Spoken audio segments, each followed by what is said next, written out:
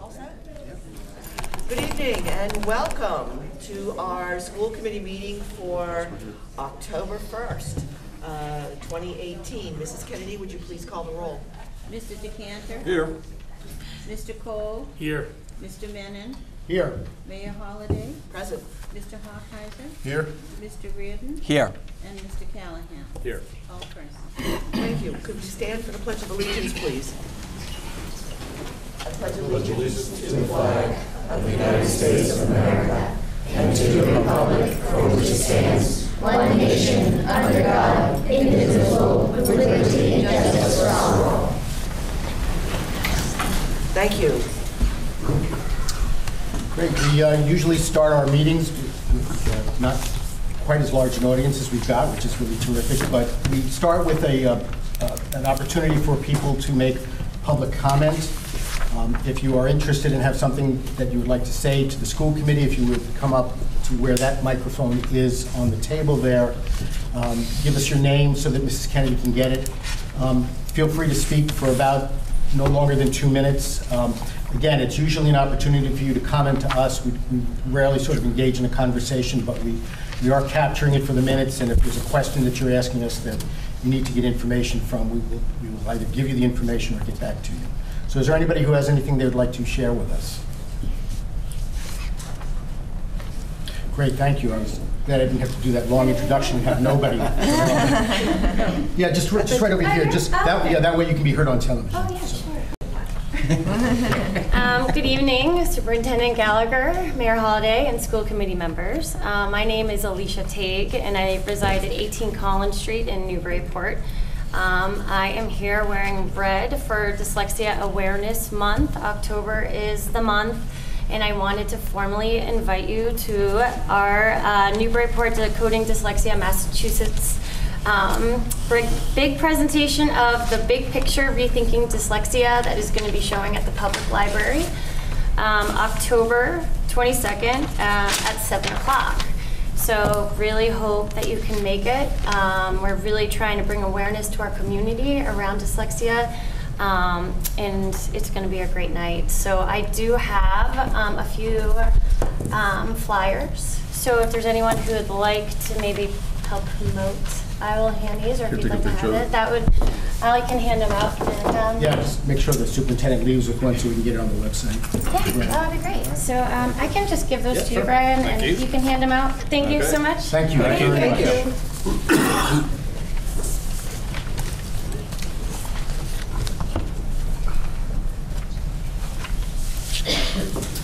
Hi, good evening.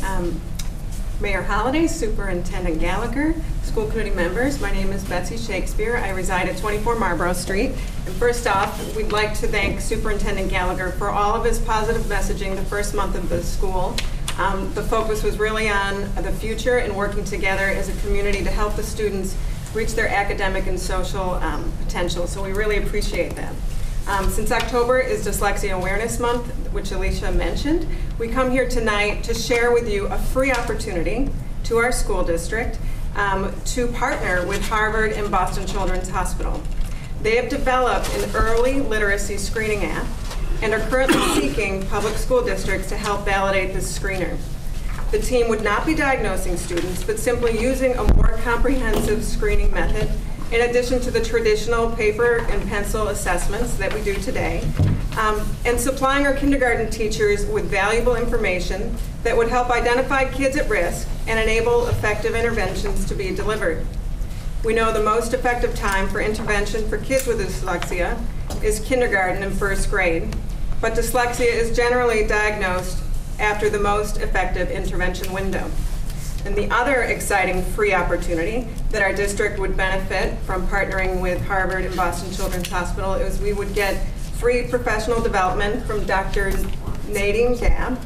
She's a leading expert in cognitive neuroscience. She's got a very impressive bio, and I've included it here in these handouts. So tonight we just ask you to consider this partnership with Harvard and Boston Children's. I know as our district works towards a 21st century learning environment, we hope to move out of the wait to fail model. So thought this might be an interesting opportunity. So I will leave you just with some information. I can always send it electronically, but thank you for your time and consideration this evening. Thank you. Thank you. Contact information to follow up is in that? I can email that to you. I have actually a couple direct folks that you can. Great, if you would just email it to the superintendent. No problem. Thank you so much. Thank you. Anybody else out there? Well, thank you very much. Hearing none, we'll move to the meeting. We'll move to the consent agenda. Do we have any warrants, Mr. Cole? Yes, we have 3 warrants, and detail for these warrants has been supplied to you. And I'm going to go over the warrants in the order of the ones that are detailed. So the first warrant, I move that the following named bills of the Newburyport Public Schools amounting in the aggregate $268,699.56 be approved and forwarded to the city auditor for payment. There are no conflicts. Second. Discussion? I would just, as part of discussion, I would just say that this is really helpful, and I know that as we get this system ramped up, we'll be seeing these before the meeting. Yes. So, and this is something that's new for us, which is to get a summary. Any other comments, questions? All those in favor? Aye. Opposed? Passes unanimously.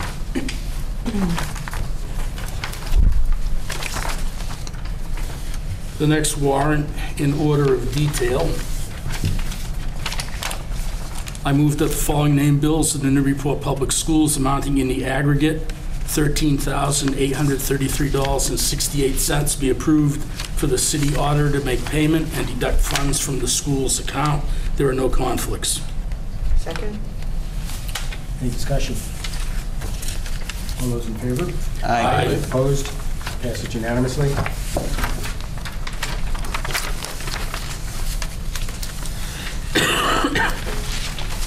And the last warrant, I move that the following named bills of the Newburyport Public Schools amounting in the aggregate $23,079.56 be approved and forwarded to the city auditor for payment. There are no conflicts. Second. Discussion? All those in favor? Aye. Opposed? Passes unanimously. Thank you, Mr. Cole.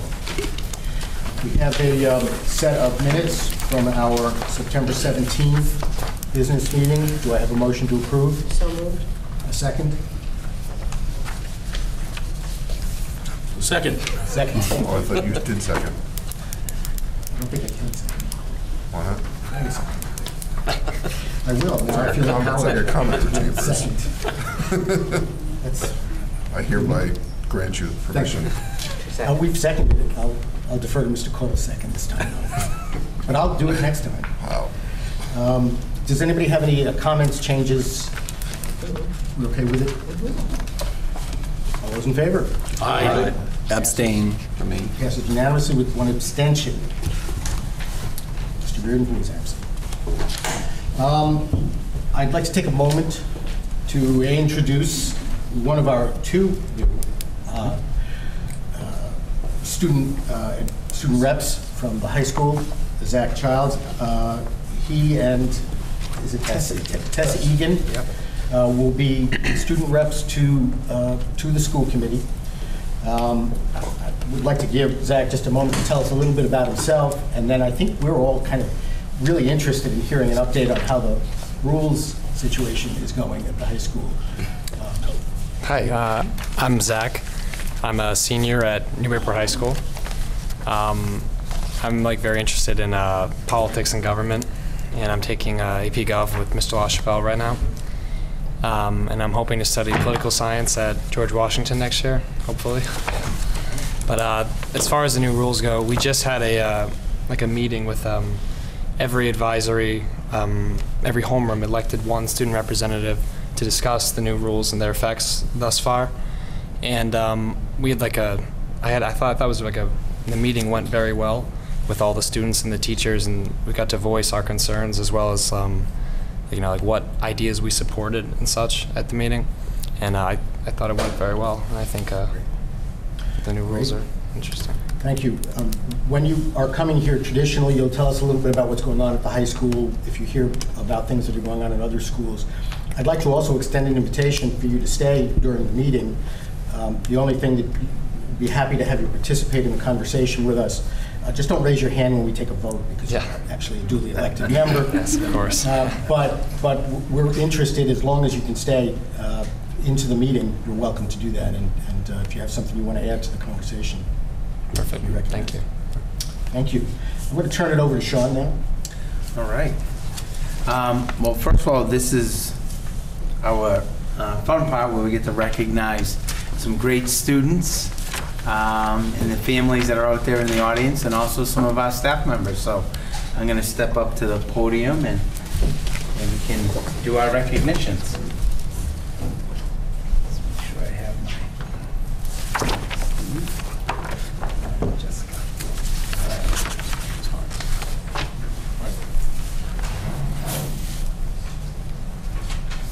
Well, we're really excited for our first recognition of our Youth Tones group. And just to give you a little background, Jamie Sokolowski, music teachers, worked with this group for a couple of years. This group of students start off in 6th grade who really enjoyed arranging and performing their own music within the music class. They started this group, the Youth Tones, last year in 5th grade music class as part of an assignment. So we're talking about real world, 21st century learning. This group originated in 5th grade, and continued this group working with Ms. Sokolowski. They continue to play as a band, and recently played at the Silver Street Grill, the Newburyport Retired Teachers Association. From my understanding, not only are they very talented musicians and talented academically, but it says here they're the sweetest group of kids that you get to know, so that's even better. But it's an honor to recognize these students along with Jamie Sokolowski, and our students are Kayla Harrington, Theo Roberts, Declan Heyer, Sam Lamone, Nora Gerlings, Leah Grasso, and I missed one. Oh, Cedar Shoemaker. Apologize if I said your names wrong, but we're just really proud to have a group of students like this, and the feedback we got from the teachers was outstanding. So why don't this group come on up and we can recognize them all.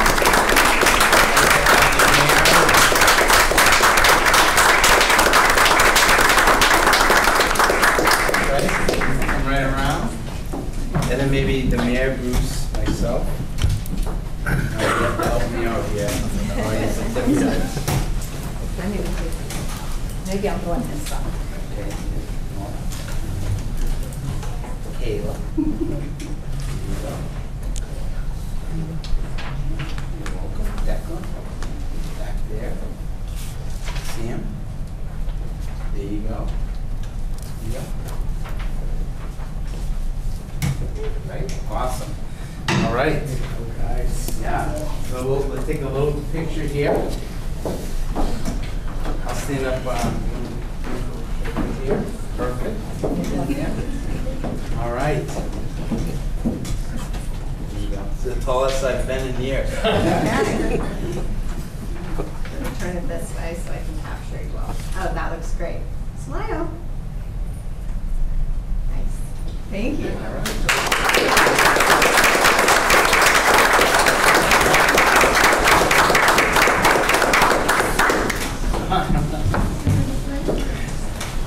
Well, they'll be coming back to do a presentation to us with their instruments, I I'm was sure. there. I was at the luncheon, and they were wonderful. Wonderful. You have to come back and you have to play for us, okay? Okay, you have to come play a song. Promise, yes? That's to happen during budget time. You could use this. Our student recognition, before we take a quick intermission to say congratulations to everybody. Our teacher recognition is Mr. Stephen Costello. And at this time, I'd like to have Liz Kingsley come on up.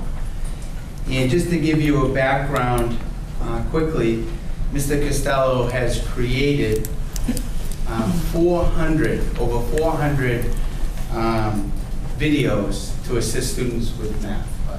You have all the work that went into it. Sure do. All right. Hello. Liz and I would like to thank Sean and the school committee for the opportunity to highlight the fantastic work that Steve Costello is doing as the math interventionist at the Bresnahan School. Over the past 3 years, Steve has transformed the position into a multifaceted approach to intervention that incorporates research and data-driven improvements to instruction and intervention. Each September, Steve provides classroom teachers with a standards-based math screen for all students, scores the assessments, and provides a comprehensive analysis at both the classroom and grade level. He then makes a schedule that takes 30 classrooms with math blocks throughout the day and prioritizes the needs of our students who are identified as needing extra help in math. And through his extensive knowledge of best practices in math intervention, there's a lot of words here. I lost my spot. Oh my goodness. Where am I?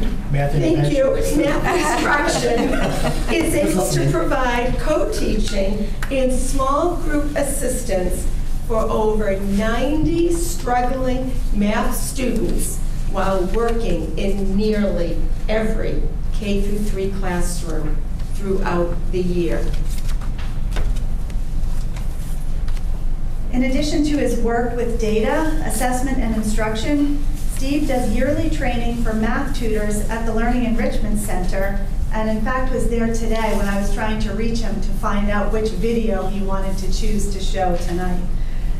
And provides technology training for students and teachers for Zern, which is aligned to the Eureka lessons, Khan Academy, and most notably, as Sean mentioned, created his own YouTube channel with over 400 homework help videos supporting Eureka lessons in 1st through 3rd grades.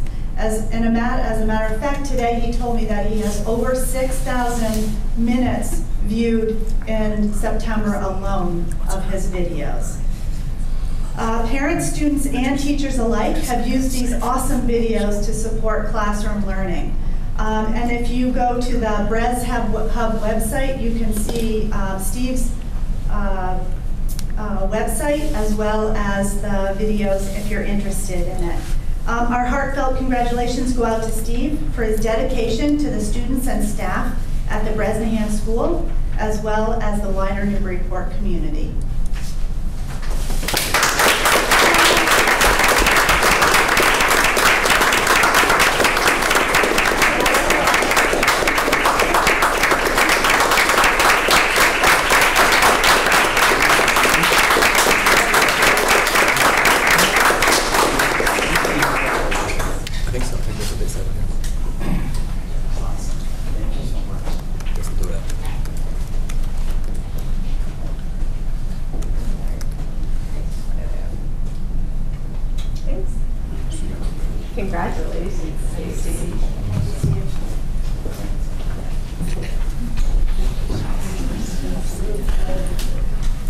Just before we turn it back over to Mr. Minute, I just want to, in a short time, visiting classrooms, seeing the great work of our students.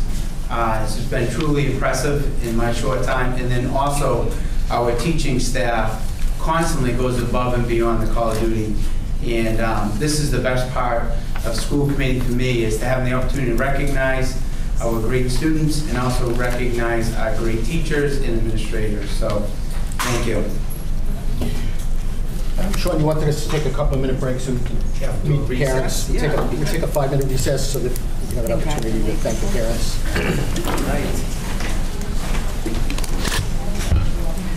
Yeah, I just want to congratulate everybody again. Thank you. Great job. We'll have to, bring it back and have it play here. Yeah. Great job. Thank you.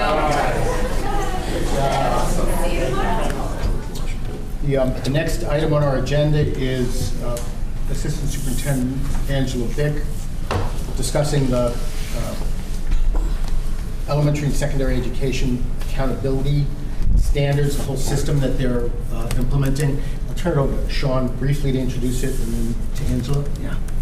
So, as we all know, the DESE has the new MCAS accountability, Next Generation MCAS. So I felt it was important just to give an overview of kind of what that's going to look like for the parents and the families.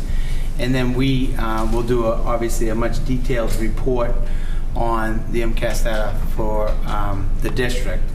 But so what you received in your packet was really a 23-slide presentation from the DESE. Assistant Superintendent Beck went back to really condense that and almost like a standards-based grading, give you the needs to know, but you have the resources that you can look at. And then, as I said, for our MCAS presentation, there'll be a more in-depth presentation, but I wanted Assistant Superintendent Beck to just kind of give the overview for the parents as those individual scores will be mailed home by the end of this week. And I'm just going to help out with the technology.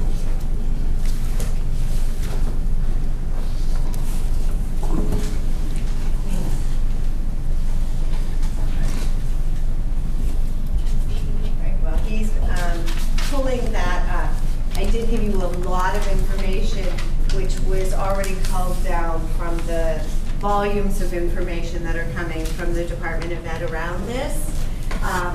But I'm really going to give you the quick and dirty tonight. That'll make it very easy to understand.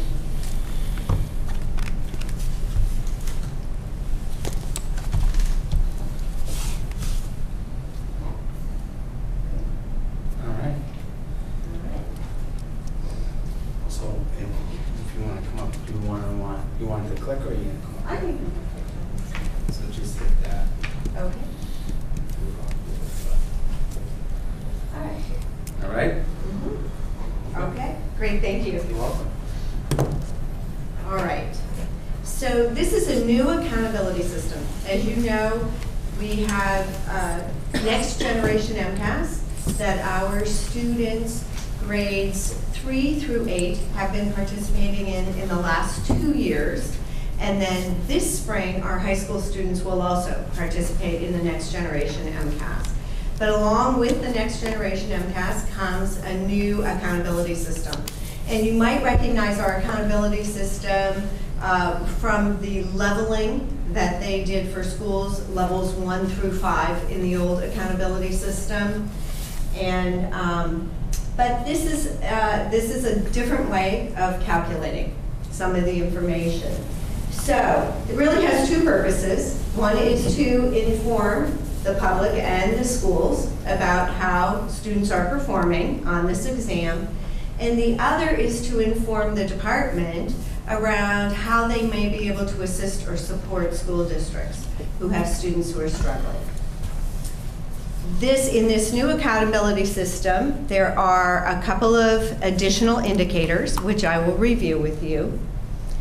There is a focus on raising the level of the lowest performing students, and as the department talked about this, they discussed raising the floor. That's why we have a little floor on the PowerPoint tonight, around the expectations here. And then they have replaced those assistant levels, which were levels 1 through 5, with accountability categories. And those were done to better define the assistance that's needed for the various school districts. So this graph shows you what the accountability indicators are. So there is achievement, as there has always been, student growth, which is also not new. There is a high school completion component, which has some new information in it. We've always had a 4-year cohort graduation rate that was included in accountability data. But now they've added an extended engagement rate, which is seeing what students are doing beyond that 10th grade test, and the annual dropout rate. They've also added an English language proficiency indicator, where we're really going to be looking at the progress made by students towards attaining English language. And then we've got chronic absenteeism, which are considered additional indicators, and advanced coursework of completion for high school only. So we're looking at how many students are taking advanced classes, AP, dual enrollment classes, things like that at the high school level. And then each of these indicators are weighted. So if you look across the graph, you'll see those in the gray columns are non-high schools because they're weighted differently for non-high schools and for high schools, okay? Because there's extra indicators at the high schools. So they're weighted a little differently. So if you weight those indicators that include your English learners, they're weighted at a straight 60% for achievement, 20% for student growth, 10%, 20% at the high school level for high school completion, 10%, I'm sorry, let me stay with non-high school. So it's 60, 20, 10, and 10, as you can see. And then high school is 40, 20, 20, 10, and 10. Now, if you don't have at least 20 English learners to create a smaller cohort of English learners, then they won't be calculated in, and the calculations will be adjusted. The percentages will be adjusted to account for that. So that is the second set of percentages that you see there. So you can see the calculations increase in achievement and student growth to make up for no calculation in ELL. Do you want us to hold questions for after, or? I think you can ask questions as we go along, if you'd like to. Yeah, I have 2 quick questions. One, if you could talk just a little bit more about the extended engagement rate, what that actually looks at, that would be helpful. And the second question is, I guess, a more philosophical question, having to do with advanced coursework completion. How have you thought about, or has the state thought about the impact it would have for districts that are, for example, going to opening up AP classes to all students who want to attend, as opposed to having to be recommended into those classes? What do they mean by completion? Does that mean passing the test? Does that mean finishing the class? So those are questions that I have.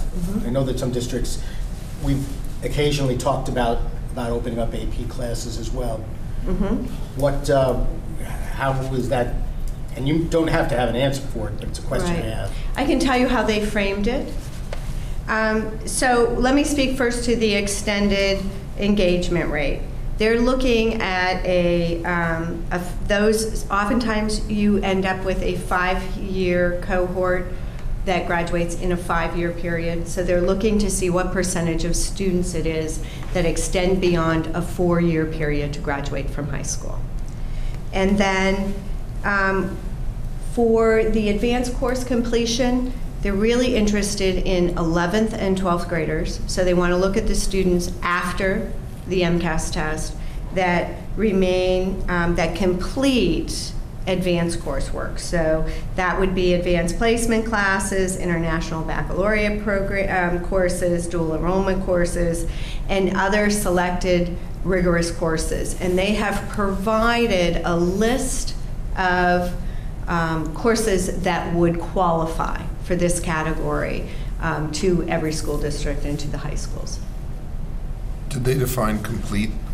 Yeah, that was the question. That's one of the questions I had. And by that, I mean, like, a lot of places will allow students to take the class and they don't have to take the AP test, for example.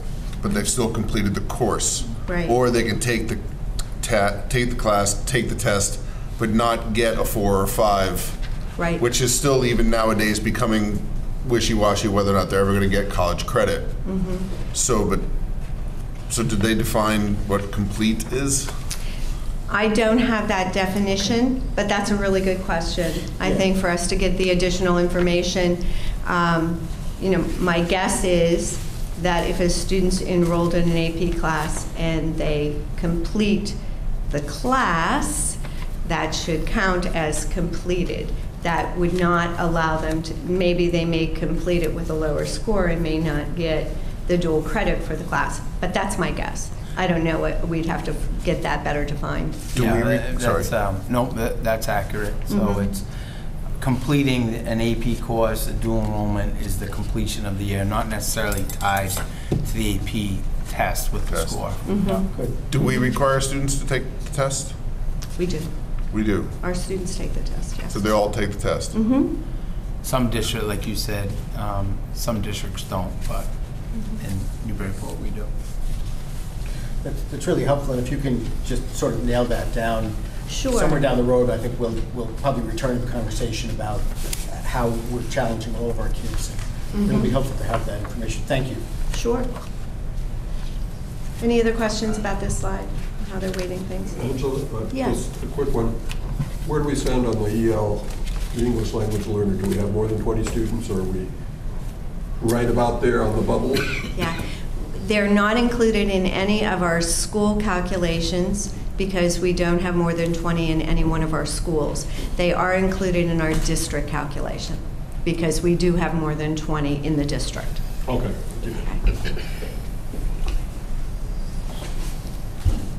Okay. I just wanted you to understand a little bit about the reporting measures. There's a normative component, and that is really looking at the measure of the performance of all the students in a school compared to other schools in the state. And this is calculated only at the school level, not at the district level. And they look at like school situations. So if you have a school that's made up of 4 or 5, they're going to try to find other schools that have like makeup. And then there's a criterion reference component, which measures the school or district's progress towards its improvement targets. And this year, this has been calculated for all students, or our aggregate, as well as our lowest performing students. And the combination of those scores is what's going to determine the overall progress towards the goal. You keep talking about lowest performing groups. Has that become the new subgroup? Have they gotten rid of like the list of 10 different subgroups that we used to measure one at a time? No, it doesn't replace them. There's still 11 subgroups, and I'm going to show you what those subgroups are. But what they're doing is they're looking at your lowest 20% of performing students, and they're really trying to ensure that those students aren't being left behind. So that has maybe become an additional subgroup. Yeah, or of sorts. It's a different way of calculating your data. Okay. If you could just sort of communicate with the state that they've got a labeling issue there that they should deal with, that there might be a better way to refer to that subgroup of students than lowest performing. Just, I felt... I would agree with you. When Dave said, I was in my head saying the words that Dave was saying. It just really strikes us as not the way we want to be describing kids. Yes. Mayor Holliday. Under the normative component where you talk about the accountability percentile measures, in a school-to-school comparison, you said so if they had a 4th and 5th, they would measure. Are there other factors that are considered in that comparison other than just the fact that they have the same grades? Are they looking at socioeconomic factors? Are they looking at... No, unfortunately, they're trying to look at schools that have similar grade bands is really how they're calculating that. Yeah. Yeah. They're not considering all of the other information that. It's going to skew the results. That's not a useful.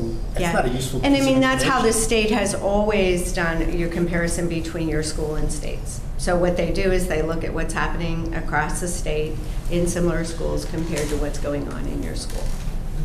And you know, if you recall, with our legacy MCAS data, we did the same thing. You were always looking at, this is what the state, this is how the state performed, versus this is how your school district But you performed. would always pull out similarly situated schools, and we would look at schools Right. that would be in what we would consider. But we would do that. We Right. would pull that out. We would say we're looking at schools within our demographic area, and then we'd also compare with school districts which the state had determined were like Newburyport. And that was based on a variety of criteria. Okay. And then through this, they have determined a point value. So you'll see on this little chart on the bottom that if a school has declined from last year, if you remember last year when I came forward and I talked about the next generation data and I showed you that flat 50% line and said this was the baseline that we were going to be starting from, and everybody across the state would be starting from that baseline. So that's where they started to use this data this year. So you are assigned no points if you declined, if a school declined in their scores. If there was no change, you were assigned 1 point. If you improved, 2. If you met the target that was set for the school by the state, you'd receive 3 points. And if you exceed that target, you're assigned 4 points. Okay? And that'll make a little more sense when I give you the next chart.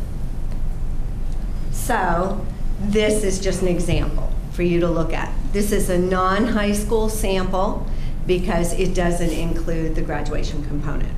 Okay, but the high school sample would look exactly the same. It would just have the other component in it. So you can see the points that were earned for all students, and then the other category that the state has identified. And so you're looking at ELA, math, and science scaled score, and the points that are earned versus the total possible points.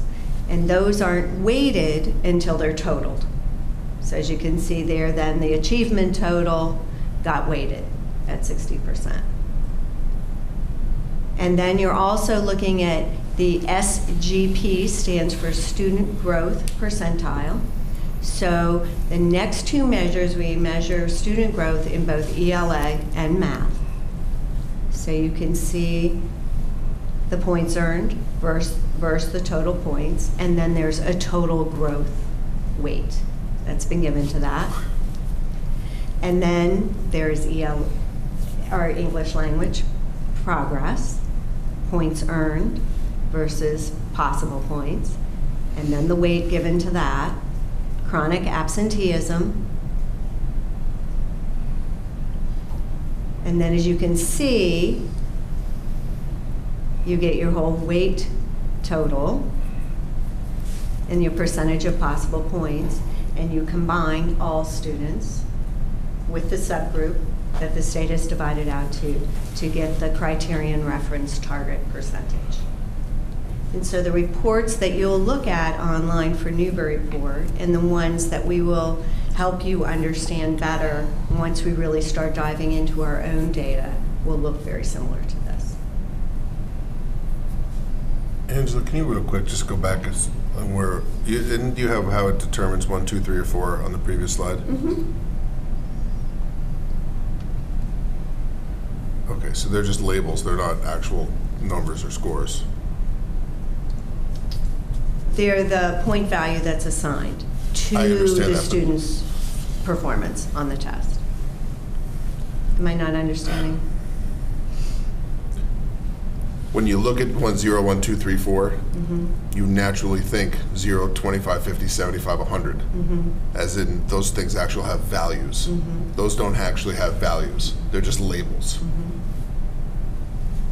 Well, they're also a point structure that they've created to calculate against their weighting that they're using for their statistical analysis. All I'm saying is, if you look at, so now if you go to the next slide with all the scores, ELA scaled points earned doesn't mean necessarily 75%. No, it does It's not. just 3.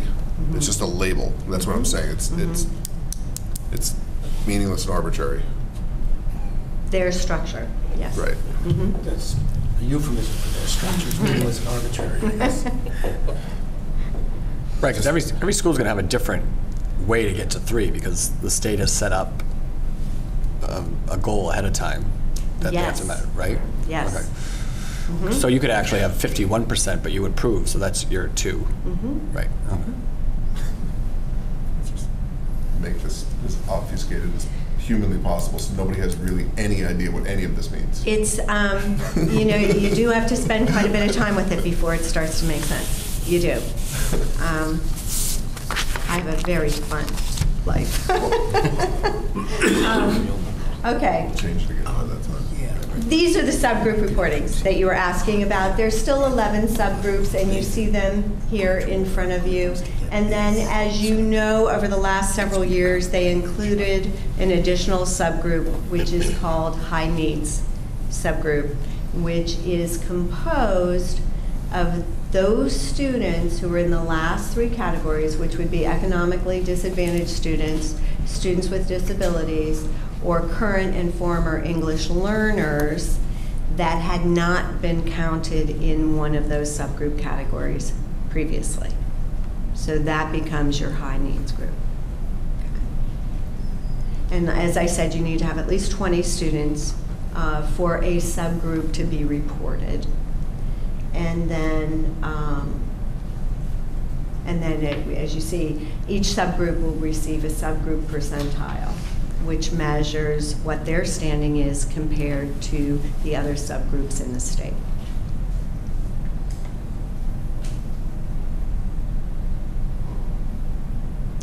Okay, so they're categorizing schools in 2 ways this year. Because it's so early in the game, this is only 2 years worth of data in most cases. So they're categorizing as schools not requiring assistance or intervention, and approximately 85% of the schools in the state have fallen in that category, or schools requiring assistance or intervention, the remainder of the schools. For schools not requiring assistance, there are 3 levels. Schools of recognition, and those are schools that either have really high achievement or they've made significant improvement or they have high growth scores. So a school could have started very low and shown a lot of improvement and ended up in a school of recognition because of the growth that took place within the school. Or a school that's meeting targets, and that would give you a criterion reference between 75 and 100 percentage of the target, and then partially meeting the targets, which could range anywhere from 0 to 74. That makes sense, those 3 categories? Is there any notice of schools who start high and do nothing about it, or start high and shrink to a number that's still high, but? Yeah, I think those are the most difficult situations to meet your target, because they're setting a growth target for every school. And schools that are high performing are not necessarily meeting those growth targets because they started very high. It's a given. Yes? I know that you're helping us to understand this. So, schools that are partially meeting targets are identified as not requiring assistance or intervention. When a school partially meeting the target might really benefit from assistance or intervention. I'm trying to wrap my arms around that. If your target percentage is baseline and you go 2 points up, so your score is 2. How I mean, I assume that they are going to be involved and they are going to be offering assistance, but It's really interesting. That's a very interesting question, because even just looking at our data,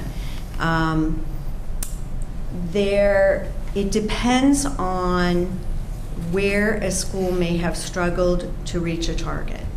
So if you look at the category below, which are schools requiring assistance or intervention, sometimes they can have a very low performing subgroup or have a very small subgroup and have a few students not do very well within that subgroup and be qualified as a school requiring intervention or assistance, and yet have a very high percentage that met the target. So they could come in the 90th percentile in meeting targets, but had a subgroup that really struggled, and the state would decide that they would be a school that could use assistance or intervention because they want to focus that school on that subgroup.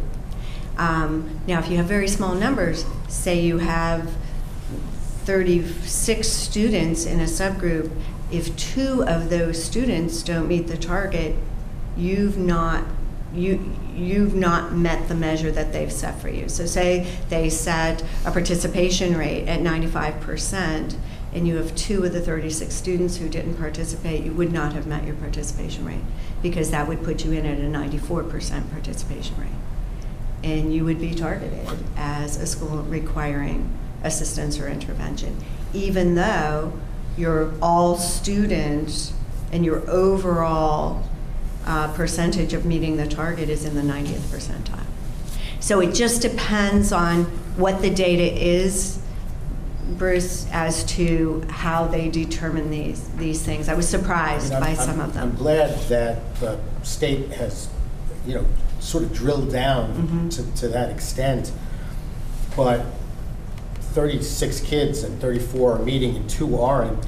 You do that 2 years in a row, and the superintendent has to come and say, yeah, well, that school is going to require assistance for another year. It sort of gives you the impression we're not doing well when we're doing well by 34 out of 36 of the kids. We do need to focus on those 2, but from the point of view of the state, 2 years in a row, requiring assistance. Now that's the extreme situation. It is an extreme. Obviously. That's an extreme situation, and the objective, of course, is to make sure that you're equitably servicing every student in your building, and that you're giving equal attention to every student in the building. So. And I get, as usual, the principle is a very good principle. The implementation of getting there raises some interesting questions. It does, without a doubt. I included this just because these are both data points that are looked at beyond performance, academic performance. So I included this because participation in graduation law does play a part of how they look at this data. So, we've had over recent years with the change in the test when we were looking at the PARC exam and when Next Generation MCAS first came in, we had parents questioning, can I waive my student out of the test? Do they have to take the test?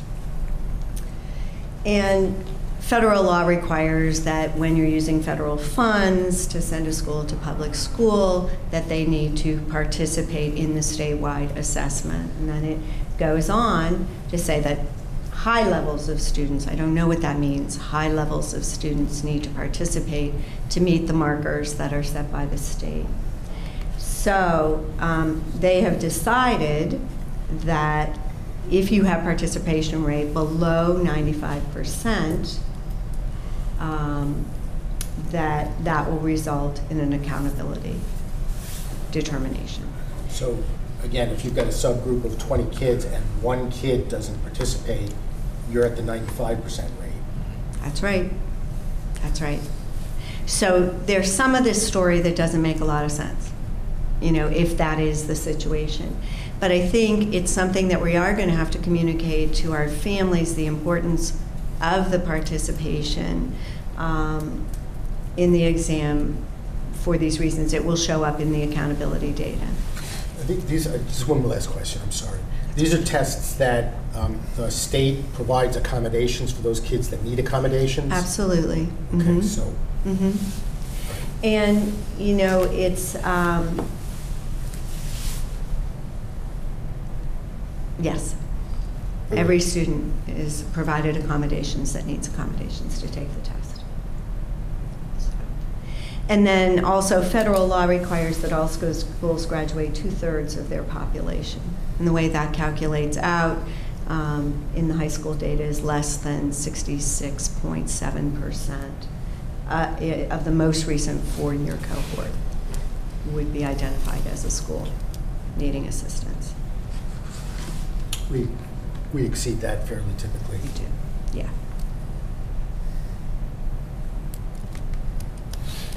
It's interesting because the way the state is looking at participation and our chronic absenteeism are for both excused and non-excused absences.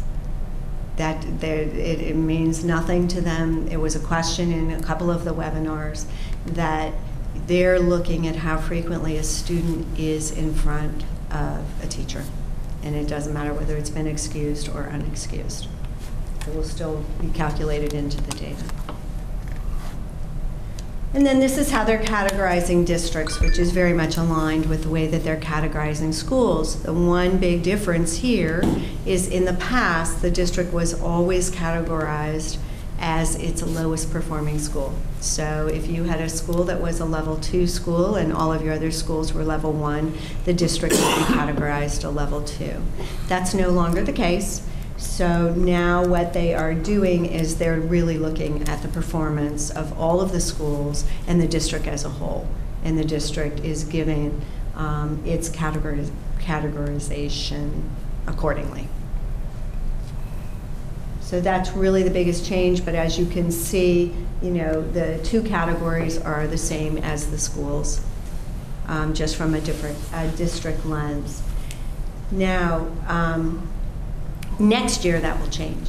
Once they have 3 years of data that they can work from, there will be more categories. But this year they didn't want any school district to be penalized by just 2 years of data.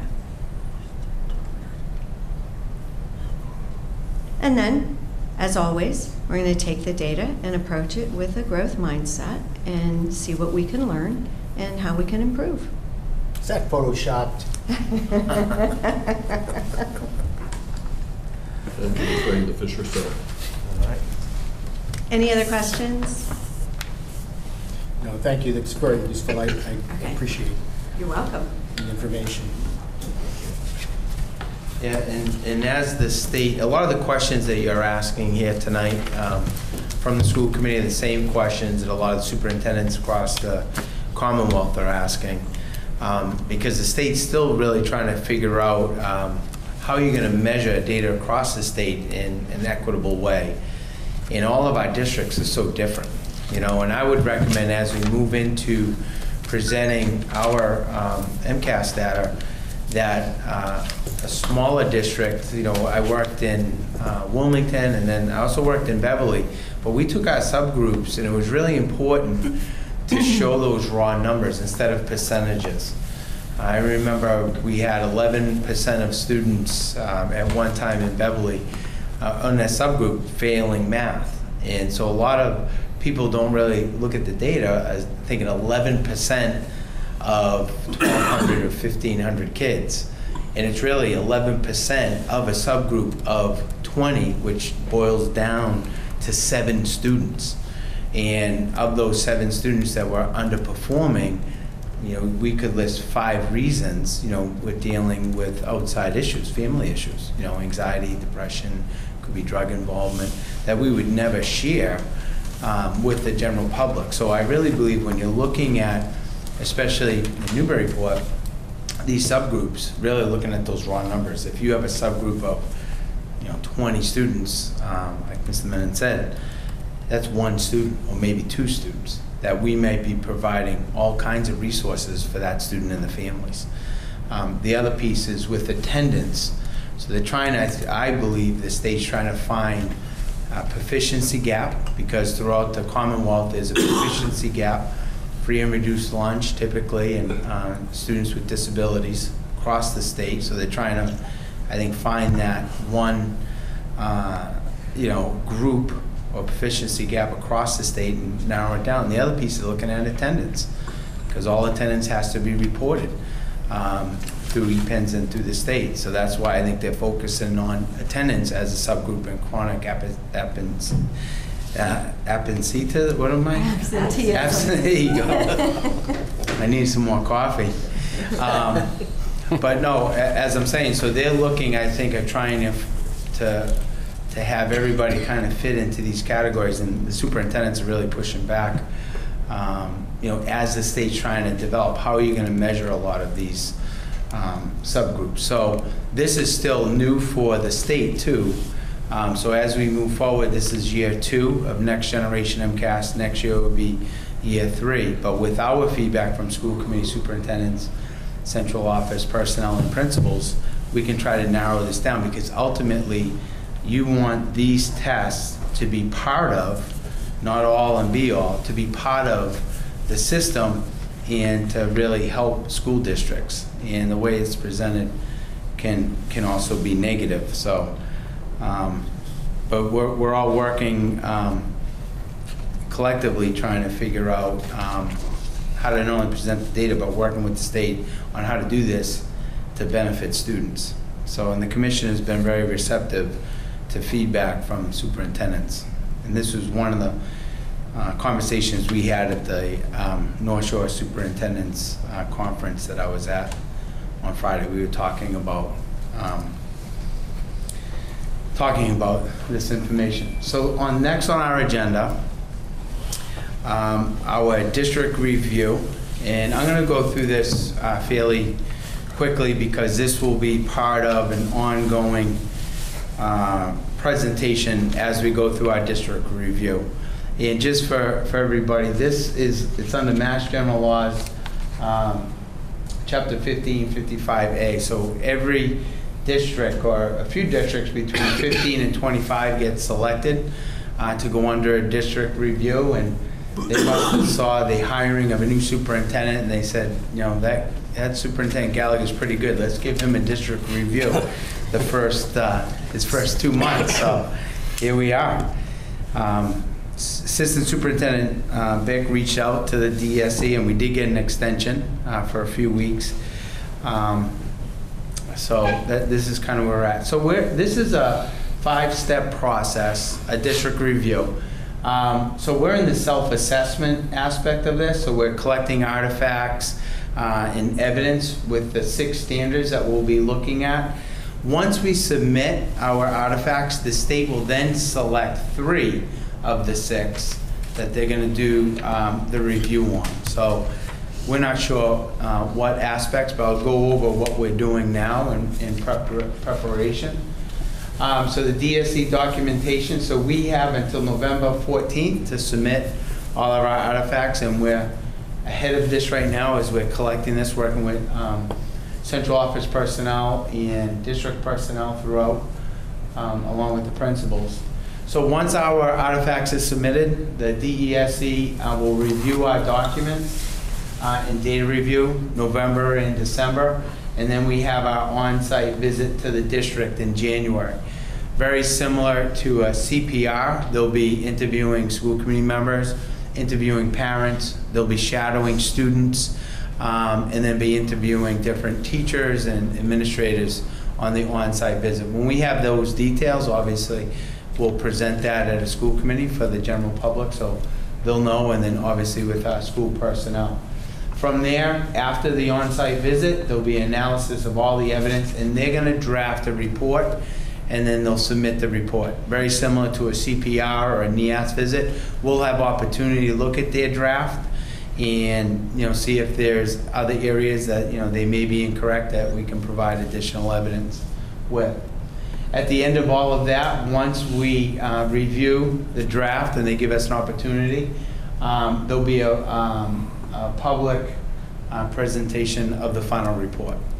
The difference with the district review is they'll provide recommendations, but there's not a corrective action plan like we have with the CPR. So it'll be areas that we can improve throughout.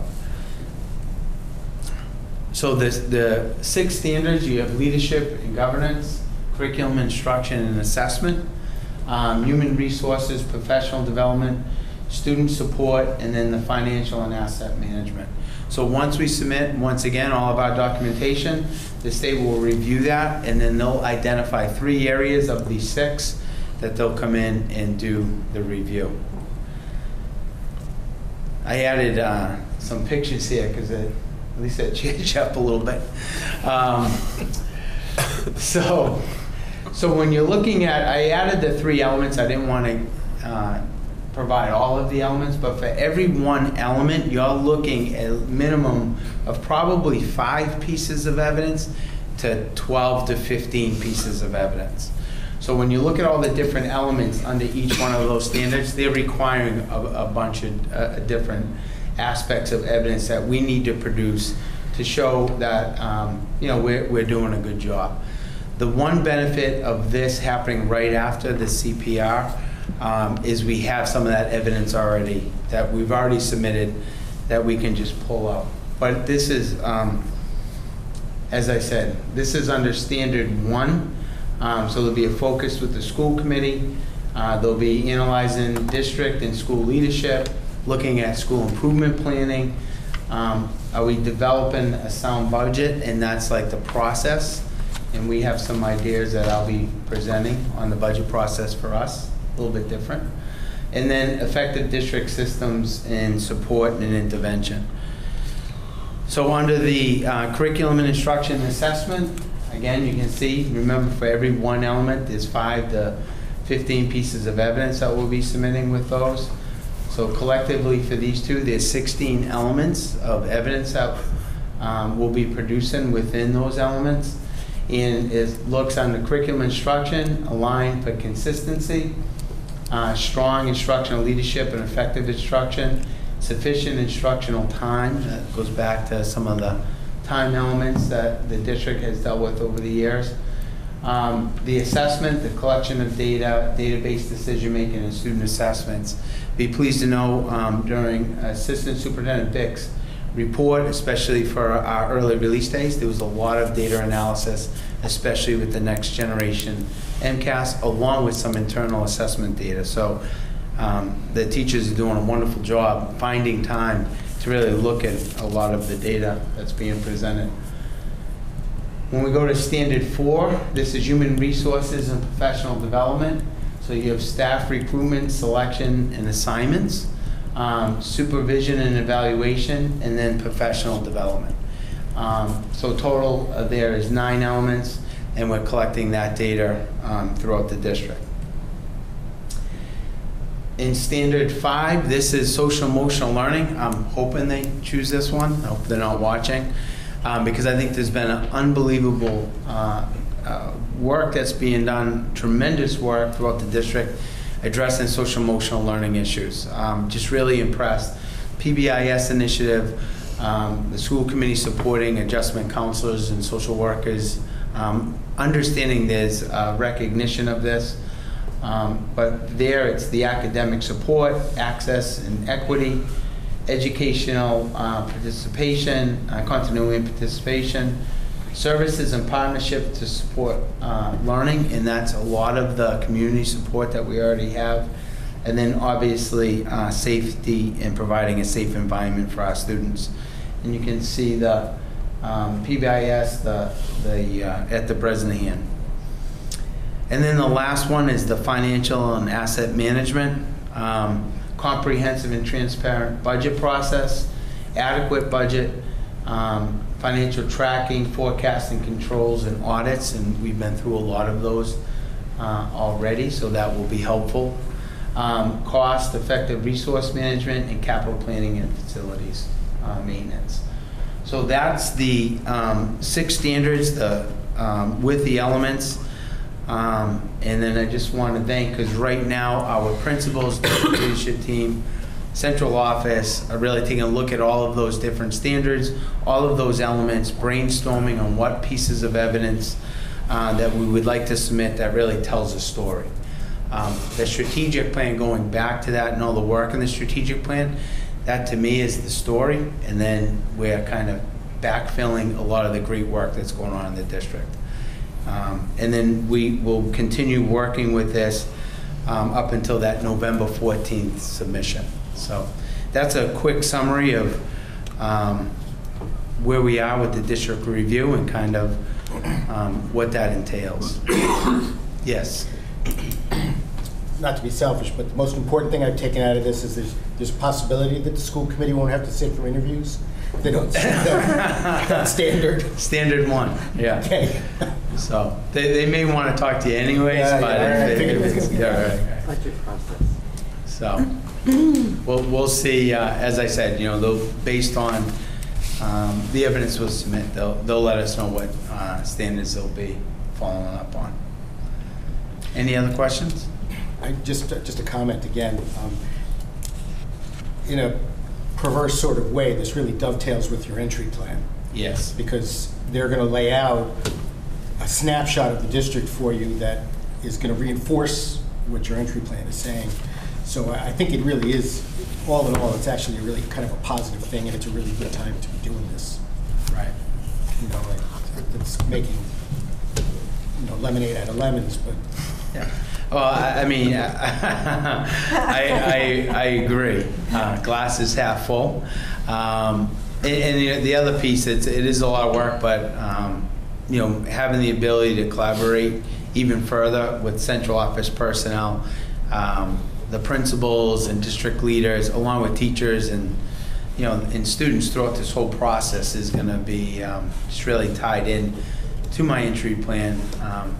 It would have been. Year 2 would have been a better, for me, but as I said, we're going to jump right into this and we'll take care of it.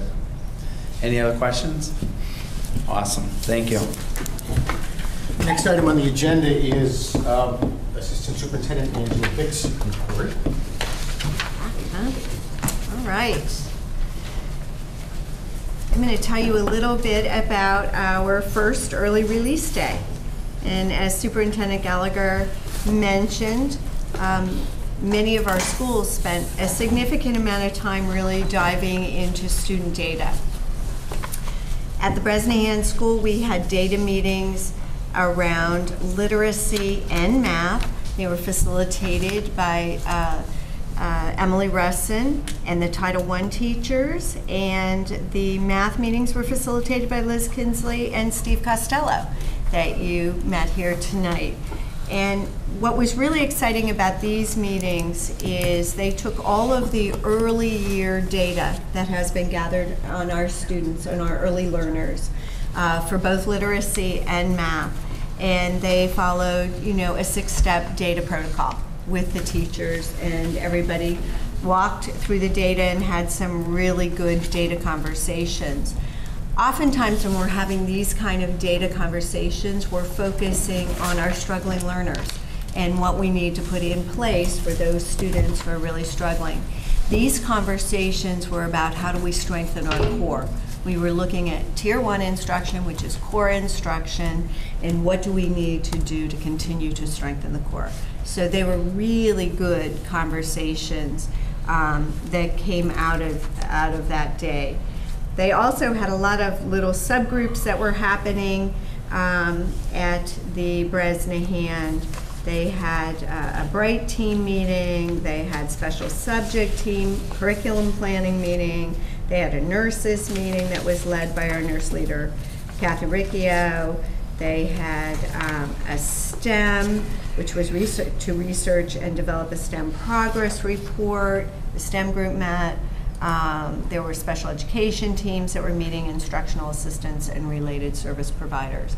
So everybody had an agenda around different goals that they were going to accomplish that day. So it was really good. I have a couple of comments here that people were really thoughtful in each of the groups. They did a great job and also people who had sat in on some of the literacy meetings, the data meetings with which both Sean and I had the opportunity to do. The teachers were very involved in the protocol and working very closely to figure out how they were going to determine the practice monitoring that was going to happen as they moved forward. Very thoughtful conversations.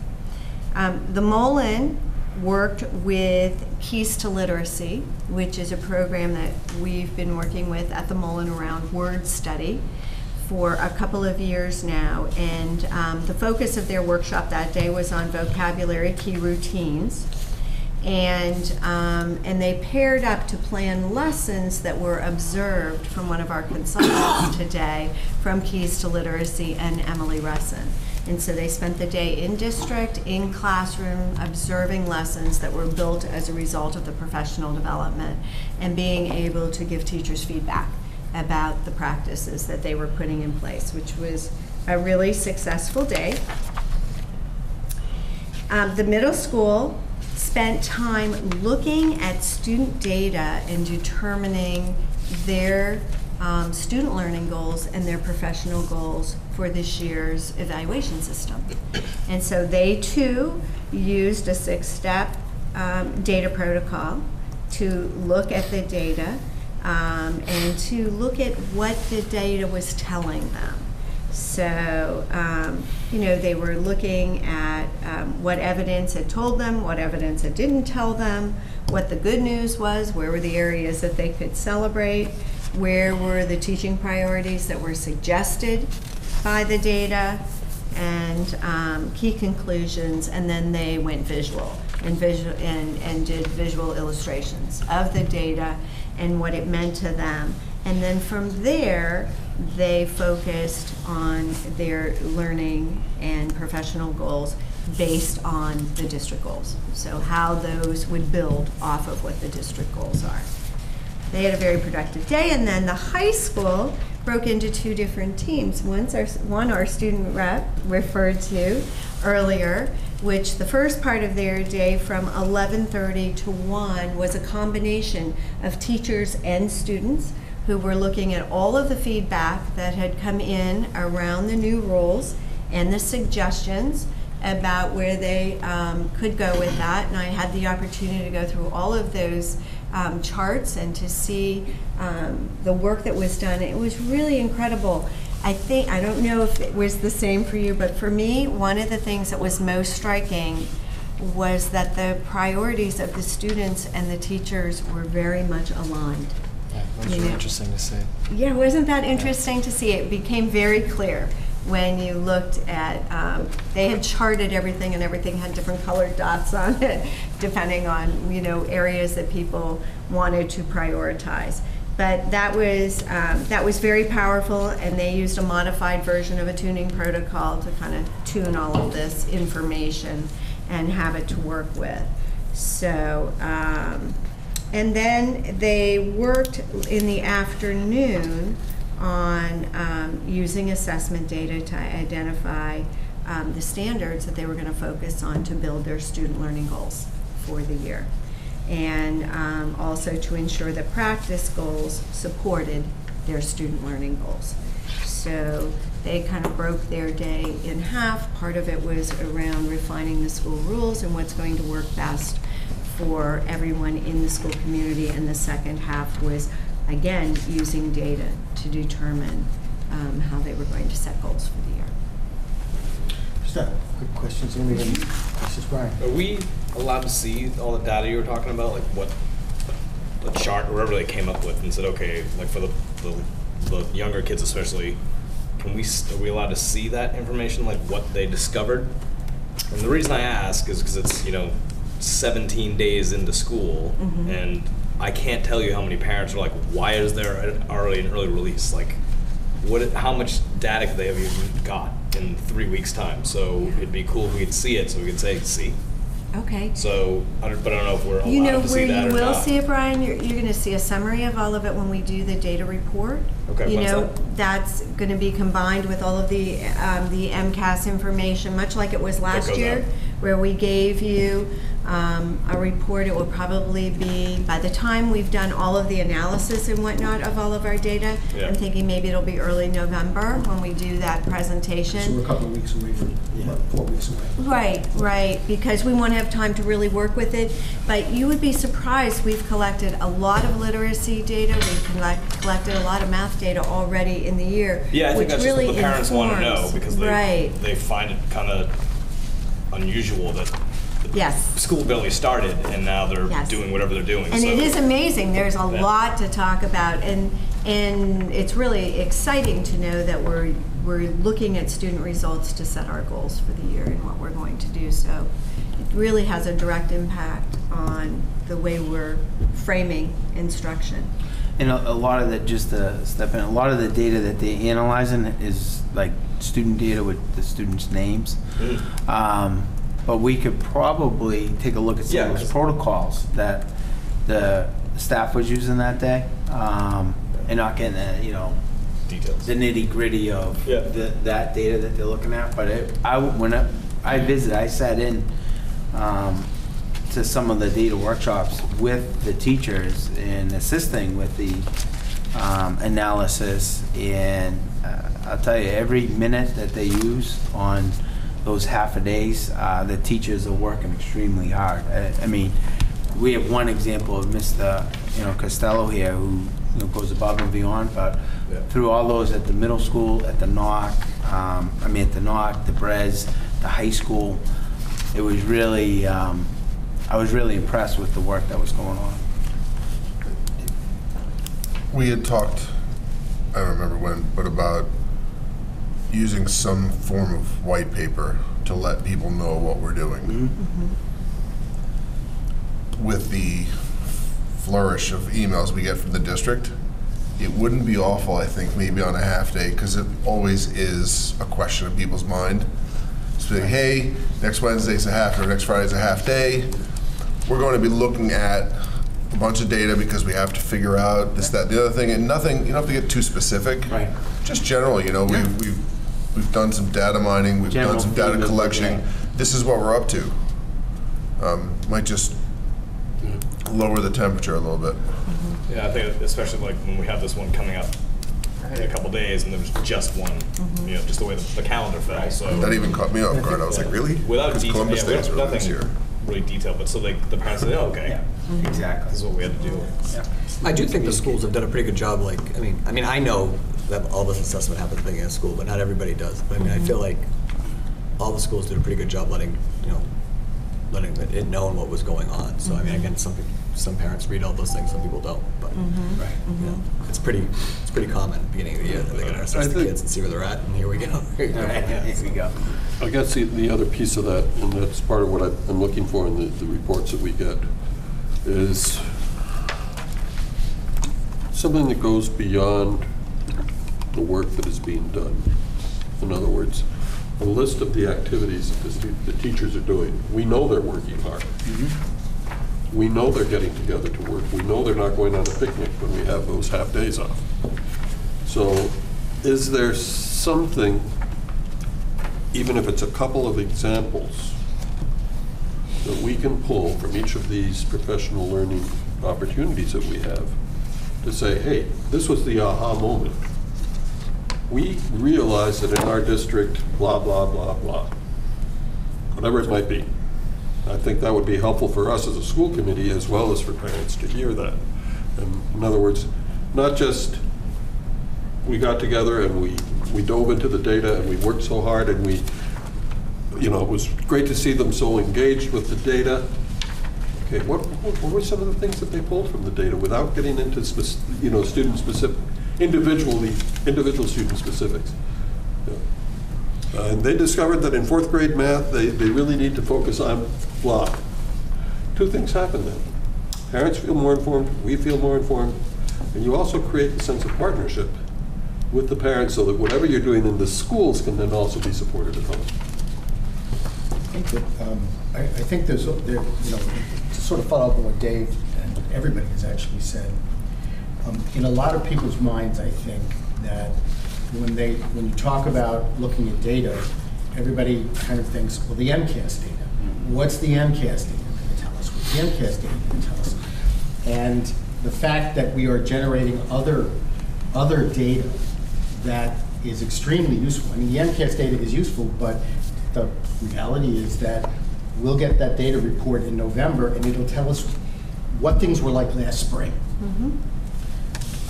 Which means that we can't make the changes that are recommended until next year, because we're already into the school year. We can tweak the edges. But if we're generating data early in the year, and these early professional development days are really focusing on that, that I think will be really good information for parents to have.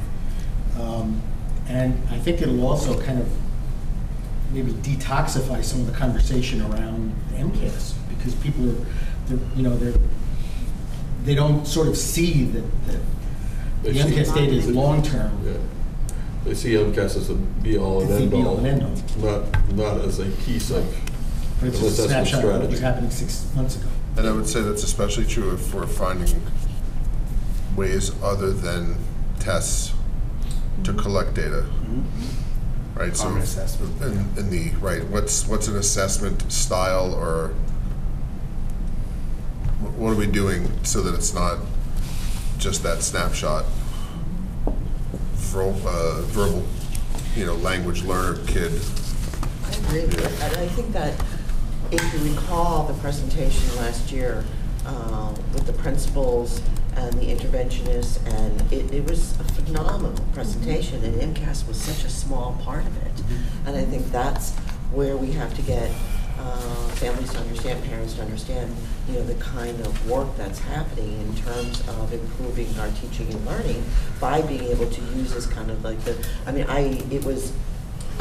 I was so impressed with the presentation that the principals were talking, without using notes. They were so intimately familiar with the kinds of work that was happening in the assessment of the students in the schools. It would be wonderful to do a real large announcement of when we're doing that presentation again in November, to try and get more parents here also, and send it out through the school district, because I think that will be really helpful too, to understand that this is the kind of work that we do during professional development days, and get more of that information out there.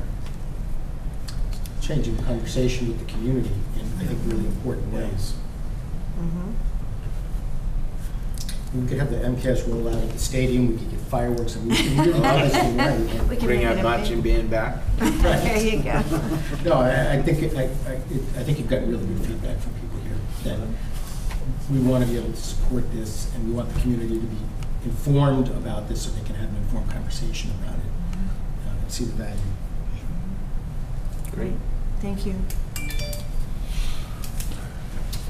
I think thank you. Sean, Superintendent Gallagher.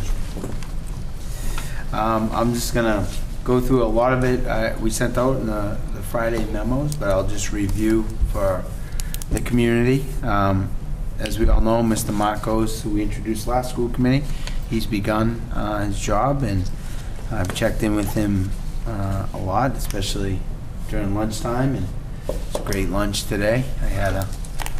I got extra chicken patty with a slice of pizza. Yeah, 4th grade lunch, so it was pretty good. How many lunches did you go to today? I don't know. I might have to put a line item in the budget for the next one. No, but it's been great, and having the opportunity to see the students and Mr. Marcos in action. He's transitioning very well into the middle school. We're going to talk about the coordinated program review, the CPR, and the corrective action plans. That will be in the future school committee, but we've been working on that and submitting corrective action to the state. Really excited about, we were talking about the focus on social emotional learning, and I really believe the school committee, along with the previous administration and the principals, extremely proactive with social emotional learning.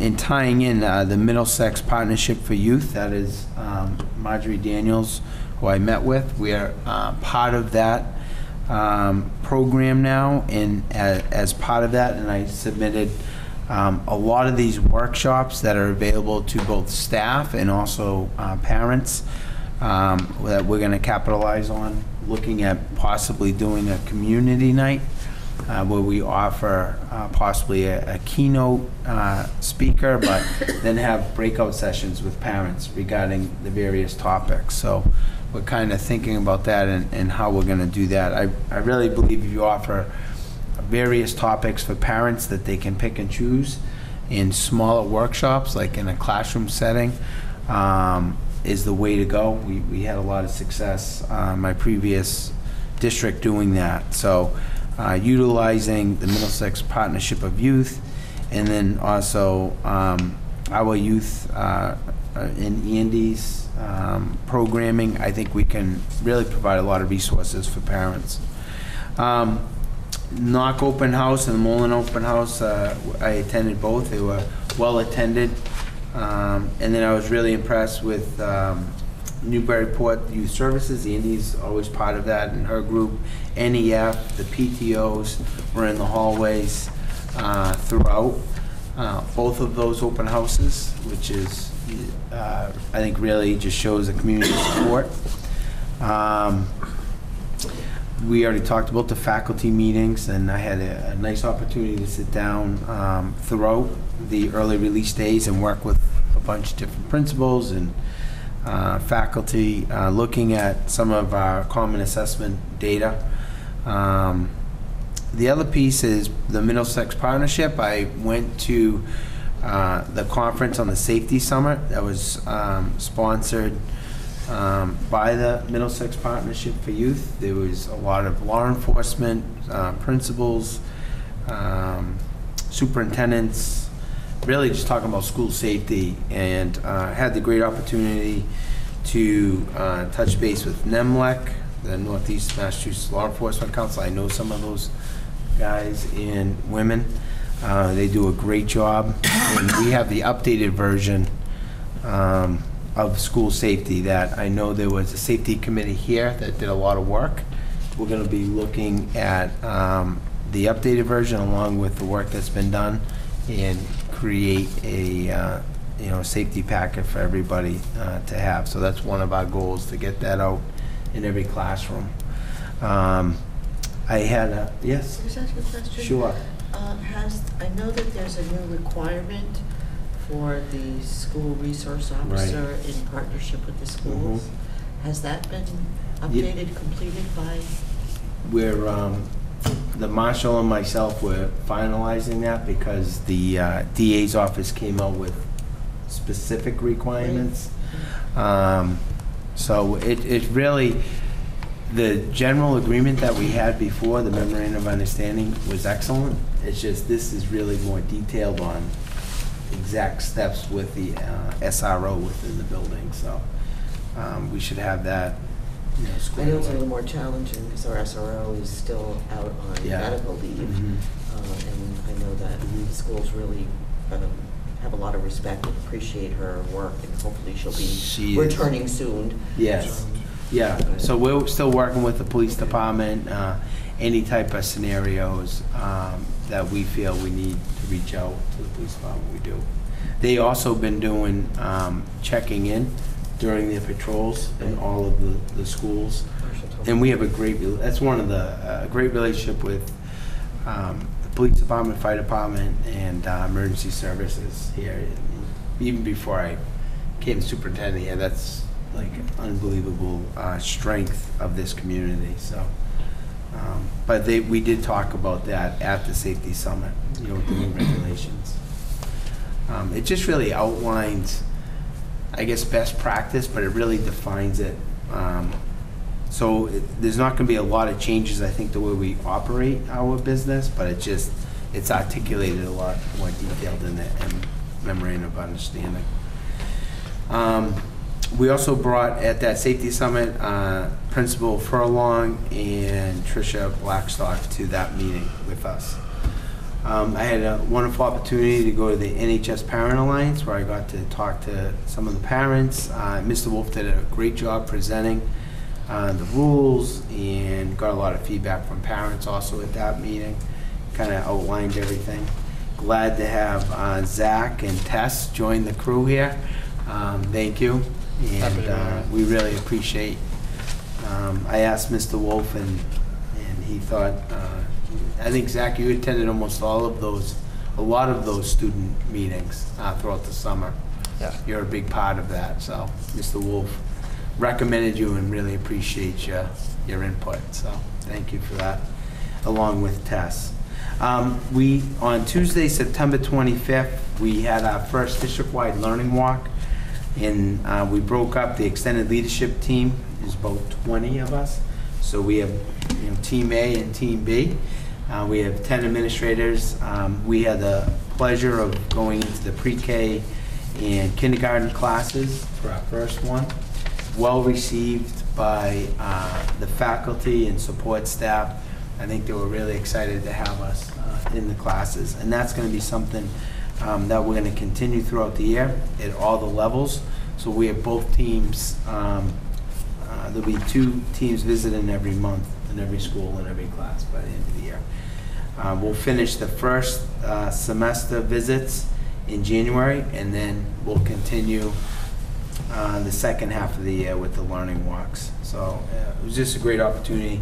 Received a lot of positive feedback from the faculty and the students. I think the students, I have a lot of fun in the classes, so I disrupt the class a little bit. So no way. I did. A little bit, just a little bit.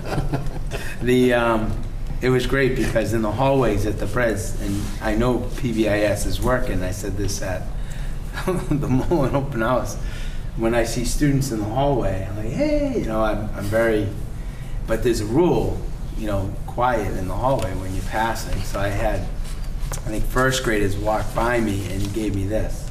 That means silence. So the first graders told me to calm down, so it's great. So it's working. I'm just having a lot of fun as a superintendent in Newburyport. Getting a lot of work done, but we're having a lot of fun doing it. Just a couple other reports. I met with Art Currier and Cindy Johnson for the ACES organization regarding stewardship for the environment. It was a conversation that was started last year with Assistant Superintendent Bick towards the end of the year, and we're picking up the momentum that we have with that and work with our students and principals for them to be advocates of the environment and climate change. So I'm really excited about that. I started meeting with some later start community members, which is great, getting perspectives on that from people. I'm going to begin to set up focus groups in all the schools with parents as part of my entry plan. I'm looking forward to meeting with even more parents than I've already met with thus far. I think that's going to be great. The North Shore Superintendent's Roundtable. I had a lot of support on the North Shore and talking about the funding and what we can do as an organization, superintendent's organization, of working with the state and move, make corrections where we need to, especially with the formula of the funding and restructuring of budgeting. And then the other piece is the next generation MCAS results coming out and how we're going to be analyzing that data. I had a wonderful meeting. We're talking about social emotional learning with Home for Little Wanderers in collaboration.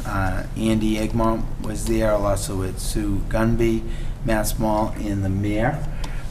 This is an opportunity for us to partnership with the Home for Little Wanderers, and it's really providing resources for families and clinicians to assist with our adjustment counselors and offering outside support for families and students along with counseling within the school. So we just had that initial discussion. We'll be following up, and really I think this type of a partnership can go a long way in supporting our students and families here. And then at our next school committee, I'd like to introduce to Joan Conley, who is our my mentor in the new superintendent induction program. Or I think maybe during one of my interviews, Mr. Harkaiser said superintendent school. So I'm in superintendent school right now. It's going pretty good. How's your attendance? Good? No, my mom wrote me an excuse after my last one. But no, it's great. And I feel like I'm at home here on the North Shore in Essex County. And so a lot of these organizations that I'm attending, I already have some connections and networking, and I think it's gonna pay dividends as we move our district forward together. So that's my superintendent's report. Thank you. Yes. I just wanted to add a piece to that, because Bruce and Nick and Steve will remember that we had been trying for many years, working with the Beacon Coalition and with youth services, to bring mental health services into the school. We had an ad hoc working group that was sort of a spin-off of that, trying to do this. We voted to accept health and education services to come in and set up these programs, and then nothing happened. So we just could not seem to get there, and the need seemed to be, something that we really need to move in this direction. Part of the Beacon Coalition is once a year they do a clinicians luncheon, and the message consistently is we don't have enough therapists. There's huge wait lists for families and students. And so how do we address some of the trauma and social emotional needs of our students and their families? And it just was one of those kinds of situations where connections happened in the community. Turns out the executive director recently moved to Newburyport for Home for Little Wanderers, and then it just sort of, conversation started to evolve, and this first meeting was just really, really positive, giving us examples of other models they're using in Somerville and some other school districts. And I'm really excited at the possibility of finally being able to bring the services into our school district. So it's something we've been working on for a really long time. So I just want to echo that. As somebody who sort of began their career doing crisis services, crises in people's lives push to resolution. And if you don't have the resources in place when the moment occurs that people are ready to get help, you're missing. And we, not through lack of vision, but simply through not having connected resources, have been missing those opportunities with students. So I can't tell you how thrilled I am about this. I just think it's great. I think finance is about the only committee that's met since we last met. Yeah, we met on September 18th, and we had a pretty active agenda, so I'll just go through it. We reviewed end-of-year balances, and Nancy Lysick has written a request that our remaining balance of FY18 be carried over for use in FY19, and that amount is just under $35,500. We also went over revolving funds, which in general in pretty good shape. Athletic, choice, circuit breaker, preschool are all ahead of last year's numbers. School lunch ended with a balance due to a return of the administrative fee from Chartwell's. We did have a little less funds than last year in kindergarten, but again, depending on what the final enrollment is, hopefully that will get reconciled.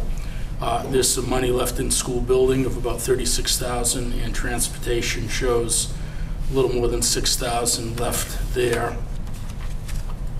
We also went over cost savings at the start of this school year involving new hires and shifting of positions, and the school districts appreciated a savings of more than $63,000 from that.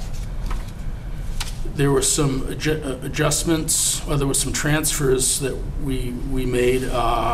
Some were from expense to expense, involving tech ed software to tech ed supplies, music membership to music supplies, sped summer programming to contracted services, guidance support to guidance software. That was for Naviance renewal that transfer added up to just under $44,000. And then there was a transfer from salary to expense, $15,000 from literacy to SPED contracted services to make up for a gap in additional funds in Title I reduction. There were also a few end-of-year adjustments that involved $41,000 to school transportation revolving, $16,840 to school lunch revolving, and $15,872 to the ABLE grant. That was a total of $73,900 for those charges, and those were budgeted to FY18. And we also talked about some changes to the meeting format that we have for Finance Subcommittee, and largely that was implemented tonight when we went over the detail for the different warrants. So thank you.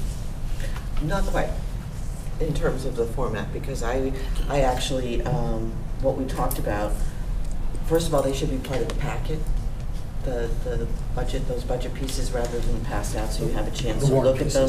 Right. So you look at them ahead of time, and I think we should have the transfers that should be recommended by the FinCom should be voted on by the whole committee after FinCom, is my recommendation. And I'd like to see us do that so that we become, again, trying to increase our transparency in terms of how we're managing the budget. So I think we're moving in the right direction regarding that. And if we could just get a line item, in the beginning of the budget, maybe after consent, that we have, finances, budget, whatever you want to call it, transfers, and that we have the supportive information in our packet that goes along with that, so we can take a look at that. Great. And will our students get packets too now? They should. If we want them to participate, you should give your email addresses so that you should get on the distribution list, so you can look at the packet ahead of time too, in case you want to. Going on to want to study poli-sci or governance, this is a great opportunity for you to sort of add things that you see on the agenda. Definitely, I'd love to. Okay. Speaking of Beacon Coalition, Andy Egmont asked me to be the school committee liaison to that. I figured, who doesn't want to go to more meetings? So, unless anybody else wants to do it. So the first, Second. All in favor? Aye. The Brian, meeting disappointed is. you were actually present for the vote, which is unusual.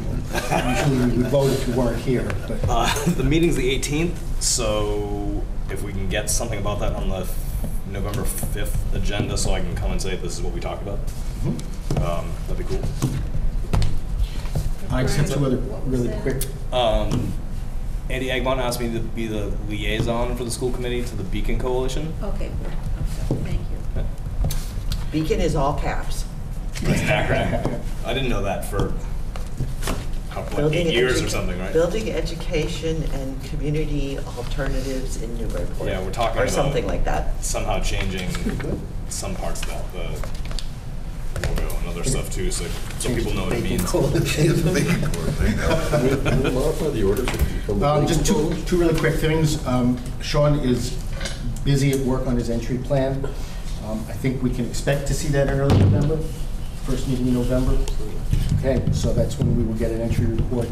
The other thing is for our next meeting, I think everybody should have gotten in the mail the packet of information from the Mass Association for School Committees, the questions that they vote on every year. What we would do at our next meeting is invite somebody from the school committee to go to that meeting and decide who that will be to represent us, and we will then go through the questions and vote on our positions on those questions so that our representative who goes to that meeting will cast votes in accordance. So if you don't have a copy of that, let me know and I'll see that you get one. You should have gotten it at home. I think I got 2 copies. And be familiar with those at least You don't have to memorize them, but just be familiar if you have any particular Thank you. passions. What? That's it, thank you. Yes. If you have any particular passions about what we're voting on, feel free to bring it up. We don't actually always agree with all of those questions. It's not at all unusual for us to go down with yes and no votes on questions. Is that the November Hyannis meeting? That's the November Hyannis meeting, yeah. We'll talk about it at the mid-October meeting. Traditionally, we've opened it up and everybody looks at everybody else and then they look at Steve, who usually goes down there. So I didn't want to assume he was, but if people are interested, let us know and we'll just make the decision next time. And then we'll vote on the questions. Okay? Sounds good. Maybe some year we'll get around to it so that we can give them a question for everybody else. We've never done that, as far as I know. If there's nothing further, I will take a motion to adjourn. So moved. Second? Second. Discussion? All those in favor? Aye. We are adjourned. By the way, this